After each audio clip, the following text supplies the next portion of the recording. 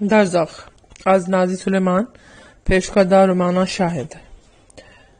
Catherine جب Los Angeles airport سے باہر آئی تو سورج غروب ہو رہا تھا۔ ٹیکسی میں سوار ہو کر وہ سانتا مونیکا پہنچی، جہاں ایک پرانی سی عمارت میں اس کا فلیٹ تھا۔ دروازہ کھولتے ہی اس کی نظر اس خط پر پڑی جو دروازے کے قریب پڑا ہوا تھا۔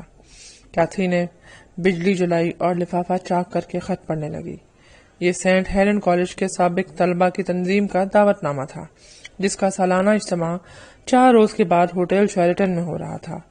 کیتھی کبھی اس تنظیم کے اجتماعات میں شریک نہیں ہوئی تھی، لیکن دعوت نامہ پڑھتے ہوئے نہ جانے کیوں آج اسے ہیڈلے یاد آ گیا۔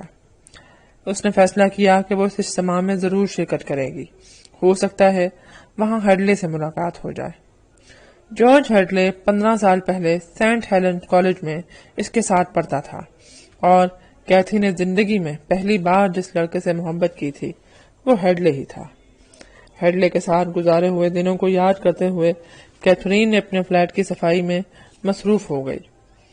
کچھ دیر کے بعد جب وہ کافی بنا رہی تھی تو نچلی منزل کے فلیٹ میں مقیم مسز جینز اس کی بلی کو لے کر آ گئیں، جسے کلیٹن روانہ ہونے سے پہلے وہ اس کے پاس چھوڑ گئی تھی۔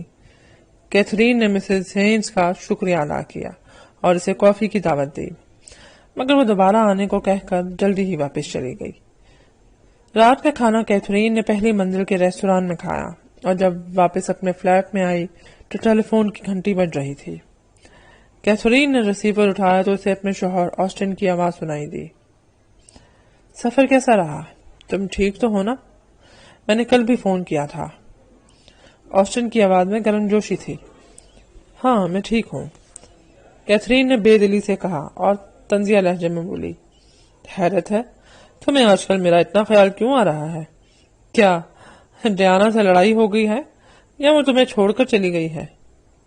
نہیں ڈیئر، ایسی بات نہیں ہے، ڈیانا میرے قریب موجود ہے۔ اچھا، کیتھی نے تعجب سے کہا۔ کیتھی، کیا تم سنیچر کے روز وینس پارک میں آ سکتی ہو؟ اس روز ہم وہاں ہری کرشنا کے جشن منا رہے ہیں۔ چند لمحوں کے توقف کے بعد آسٹن نے کہا اور دھیمے لہجے میں بولا، دراصل میں تمہیں ڈیانا سے ملوانا چاہتا ہوں۔ کیتھی چند لمحوں تک خاموش رہی، پھر آہستہ سے بولی، میں کوشش کروں گی۔ یہ کہہ کر اس نے ریسیور رکھ دیا اور اپنی بلی کو گود میں اٹھا کر بستر میں جا لیٹی۔ ہوائی جہاز کے سفر نے اس کے اعصاب پر تھکن طاری کر دی تھی۔ چند لمحوں کے بعد وہ غنودگی میں ڈوب گئی۔ ایک دھند تھی جو اس کے چاروں طرف پھیلی ہوئی تھی، نرم روئی جیسے بادل جن میں وہ تیر رہی تھی۔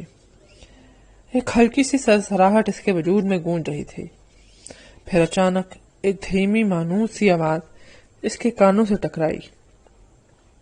کیتھی، تم کہاں ہو؟ یہ ڈینیل کی آواز تھی۔ کیتھی نے چونک کر دھند میں دیکھنے کی کوشش کی، مگر وہ کہیں بھی نہ تھا۔ کیتھی، کہاں ہو؟ میرے پاس آؤ۔ اس مرتبہ آواز اسے بالکل قریب سے سنائی دی۔ کیتھرین نے محسوس کیا کہ اس آواز میں شدید دکھ اور اذیت تھی۔ میں یہاں ہوں ڈینیل، کیتھی نے یہ کہتے ہوئے دھند میں ہاتھ پھیلائے، اور پھر اچانک ایک بازو اس کی انگلیوں سے مس ہوا۔ شدید سردی کی ایک لہر کیتھی کے بدن میں دوڑ گئی اور اس نے چونک کر آنکھیں کھول دیں۔ کمرے میں ٹیبل لیمپ کی دھیمی روشنی پھیلی ہوئی تھی، اور میز پر پڑا ہوا ٹائم پیس رات کے 2 بجے کا اعلان کر رہا تھا۔ کیتھری کا دل زور زور سے دھڑک رہا تھا۔ پائنتی کی جانب لیٹی ہوئی اس کی بلی سر اٹھائے اس کی طرف گھور رہی تھی، اور کمرے کی سرد فضا میں ایک عجیب رطوبت زدہ سی مہک پھیلی ہوئی تھی۔ کیتھی نے سر دوبارہ تکیے پر ٹکا دیا اور سونے کی کوشش کرنے لگی، لیکن شدید تھکن کے باوجود وہ بہت دیر تک نہ سو سکی۔ یخ بستہ سیاہ رات کلیٹن کے در و بام پہ محیط تھی۔ برف پوش پہاڑ وار وادی کے اونچے درخت ایک غیر عرضی کی خاموشی کی لپیٹ میں تھے، دم بخود سحر زدہ۔ نرس سیسلا نے بوجھل تاریکی کو پہاڑوں کی سفیدی پر غالب آتے ہوئے دیکھا اور کھڑکیوں کے پردے برابر کر کے کمپیوٹر کے سامنے آ بیٹھی۔ ڈاکٹر جونز نے اسے تاکید کی تھی کہ وہ ایک لمحے کے لیے بھی کمپیوٹر سے نظریں نہ ہٹائے۔ چند منٹ پہلے ڈینیل کے دل کی حرکت بند ہو گئی تھی اور اس نے انٹرکام پر جونز کو اس کی اطلاع دے دی تھی۔ ڈاکٹر جونز نے اسے ہدایت کی کہ وہ کمپیوٹر کی طرف دیکھتی رہے اور اگر کوئی غیر معمولی بات ہو تو فوراً اسے مطلع کرے۔ سیسلا نے ناگواری سے کمپیوٹر میں مقید ڈینیل کے زرد چہرے کی طرف دیکھا اور پھر ایک میگزین اٹھا کر اس کی ورق گردانی میں مصروف ہو گئی۔ چند لمحوں کے بعد اسے محسوس ہوا کہ کمرے کی فضا بے حد سرد ہو گئی ہے۔ میز سے ایک کمبل اٹھا کر اس نے ٹانگوں پر ڈالا اور کمپیوٹر کی طرف دیکھنے لگی۔ تب اس کی نظر ایک پتلے سے سنہری پائپ پر پڑی جو ہیلمٹ سے لے کر کمرے کی دیوار تک چلا گیا تھا۔ سیسلا نے حیرت سے اس پائپ کی طرف دیکھا۔ اسے اچھی طرح یاد ہے کہ وہ پہلے موجود نہ تھا۔ وہ کرسی سے اٹھی اور قریب جا کر اس پائپ کا معائنہ کرنے لگی۔ غور سے دیکھنے پر اسے معلوم ہوا کہ یہ پائپ کسی ٹھوس چیز کا بنا ہوا نہ تھا، بلکہ ایسا لگ رہا تھا جیسے کوئی دھوئیں کی لکیر اچانک منجمد ہو گئی۔ سلسلہ نے ڈرتے ڈرتے اس لکیر کو چھوا تو ایک سرد سی لہر دفتن اس کے پورے جسم میں دوڑ گئی، جیسے اچانک بجلی کا کوئی ننگا تار اس نے چھو لیا ہو۔ سلسلہ ایک قدم پیچھے ہٹ کر اس منجمد لکیر کو دیکھنے لگی۔ پھر دے آواز قدموں سے چلتی ہوئی وہ دیوار کے پاس اس جگہ گئی جہاں یہ روشنی کی لکیر ختم ہو رہی تھی۔ قریب سے دیکھنے پر اسے یوں لگا جیسے غیر مادی سا پائپ دیوار میں پیوست ہو گیا ہو۔ کیا یہ پائپ دیوار کی دوسری جانب بھی موجود ہے؟ سلسلہ نے حیران ہوتے ہوئے سوچا اور پھر آہستگی سے دروازہ کھول کر باہر دیکھا۔ وہ راہداری میں آ گئی۔ اوہ! سلسلہ کے منہ سے ہلکی سی چیخ نکل گئی۔ دروازے کے قریب ایک طویل خاموش شخص تھا، دوسری جانب منہ کیے کھڑا تھا۔ سنہرے بالوں والا یہ قوی ہیکل آدمی نیلے کوٹ اور خاکی پتلون میں ملبوس تھا۔ شاید یہ کسی مریض کا ملاقاتی ہے اور غلطی سے اس طرف آ گیا ہے۔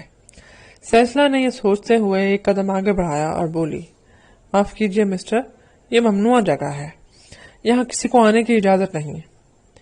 اس شخص نے نہ تو پلٹ کر دیکھا اور نہ کوئی جواب دیا۔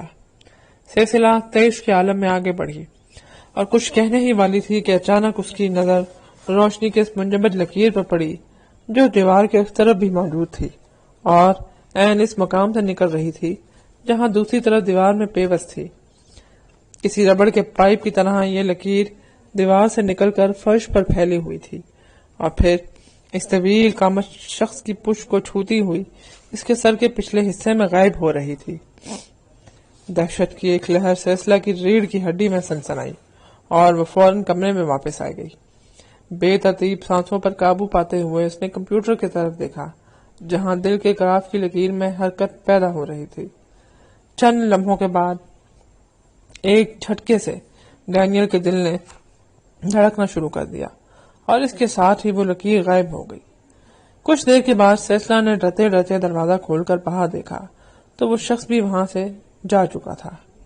سلسلہ راہداری میں دوڑتی ہوئی جونز کے کمرے کی طرف بڑھی، ایک جھٹکے سے دروازہ کھول کر اندر داخل ہو گئی اور پھولی ہوئی سانسوں کے درمیان اسے اس عجیب غریب واقعے کی تفصیل سنانے لگی۔ جونز نے بڑے سکون سے اس کی بات سنی، پھر اس کے ہمراہ اس کمرے میں آیا جہاں کمپیوٹر موجود تھا۔ ڈینیل کا دل نارمل انداز میں دھڑک رہا تھا مگر اس کی آنکھیں بند تھیں اور چہرے پر وہی غیر فطری سی زردی کھنڈی ہوئی تھی۔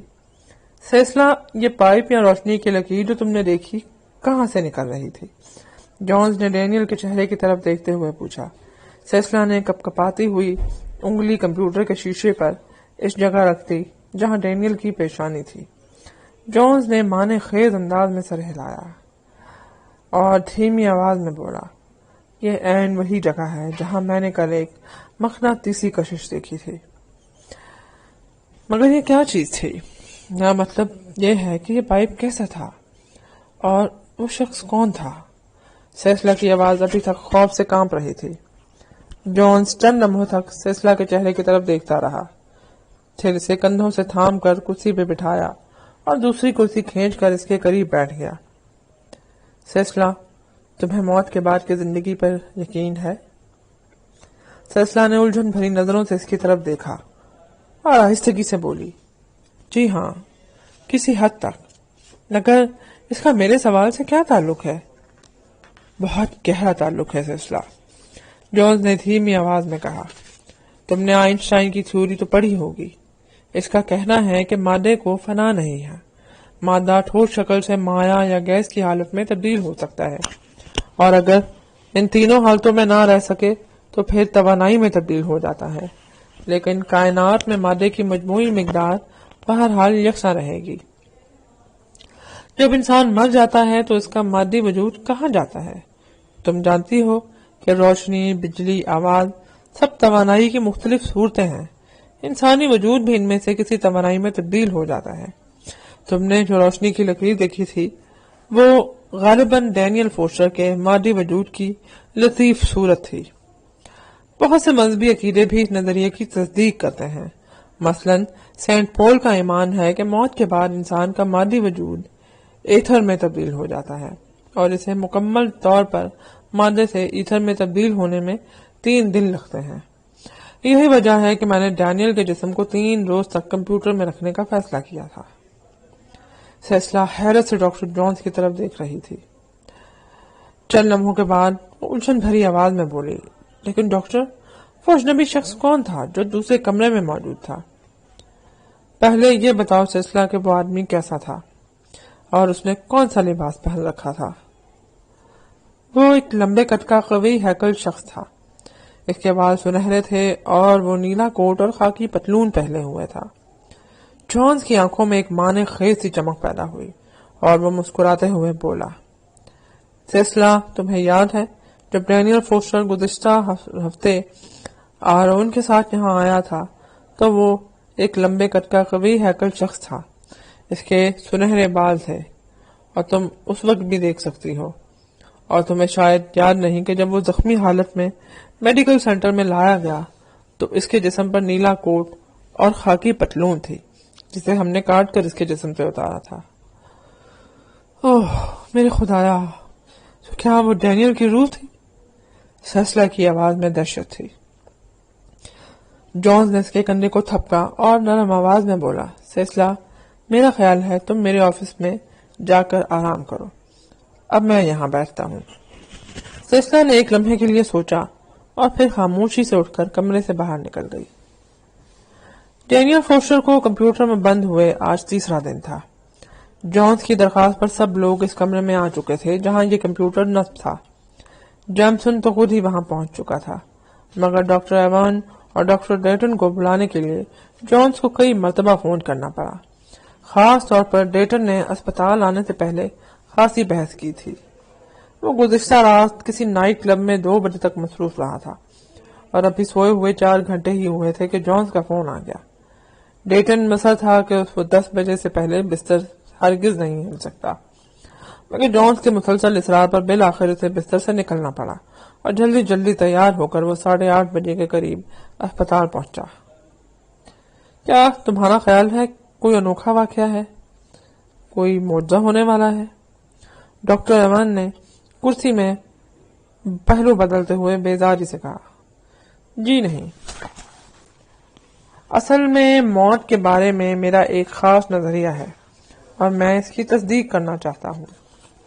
جونز نے مسکراتے ہوئے کہا، میرا نظریہ دراصل سینٹ پال کے اس عقیدے سے ماخوذ ہے کہ انسان کے مادی وجود کو ایتھر میں تحلیل ہونے میں، یا آسان لفظوں میں یہ کہ موت کے بعد روح کو جسمانی قالب سے جدا ہونے میں 3 دن لگتے ہیں۔ میں سمجھتا ہوں کہ در حقیقت ڈینیل فوسٹر اسی وقت مر گیا تھا جب اس کا دماغ بے حرکت ہوا تھا، لیکن اس کی روح ابھی تک مکمل طور پر اس کے جسم سے الگ نہیں ہو سکی۔ لیکن اس کی ڈینیل کا دماغ آج سے 3 روز پہلے 9:20 پر مردہ ہو گیا تھا۔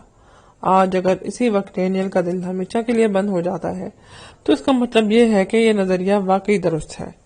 یہ کہہ کر ڈاکٹر جونز نے جیب سے ایک کارڈ نکالا اور بولا، حضرات، جیسا کہ آپ جانتے ہیں کوئی بھی کمپیوٹر اس پروگرام کے مطابق عمل کرتا ہے جو اسے مہیا کیا جائے۔ میں نے بھی بڑی تحقیق کے بعد ایک خاص پروگرام ڈیٹا ترتیب دیا ہے اور اب میں یہ پروگرام اس کمپیوٹر میں داخل کر دوں گا۔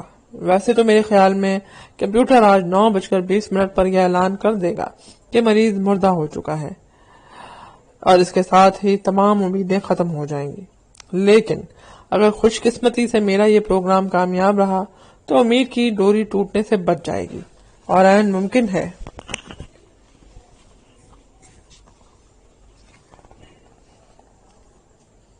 کہ اس پروگرام کی مدد سے کمپیوٹر ڈینیل فوسٹر کی موت کی وادیوں سے نکال لائے۔ ڈاکٹر جونز نے یہ کہہ کر حاضرین کی طرف دیکھا اور بہت احتیاط سے وہ پنچ کارڈ کمپیوٹر کے دائیں رخ پر بنی ہوئی ایک مخصوص درز میں داخل کر دیا اور پھر دوسرے ڈاکٹروں کے ساتھ ایک کرسی پر بیٹھ کر کمپیوٹر پر نظریں جما دیں۔